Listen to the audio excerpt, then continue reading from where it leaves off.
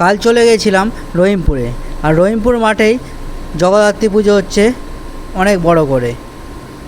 নমস্কার, আমি মিনময় আবার একটি নতুন ভিডিও নিয়ে চলে এসেছি।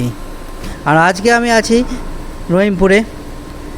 রহিমপুর ঢোকার মুখে গেটটা অনেক বড় করেছে, আলোর কাজটাও অনেক করেছে। চলুন এটা দেখার পরে আমি প্যান্ডেলটা আপনাদেরকে দেখাই। এবছরে এদের থিম হচ্ছে পুরীর জগন্নাথ মন্দির।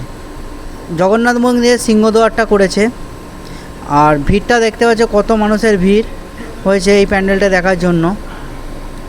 প্যান্ডেলে অসাধারণ করেছে, আমার তো খুবই ভালো লেগেছে। আর ভেতরটাও খুব সুন্দর। চলুন মায়ের মূর্তিটা দেখাই। আর আমি যখন গিয়েছিলাম তখন চলছে মায়ের আরতি।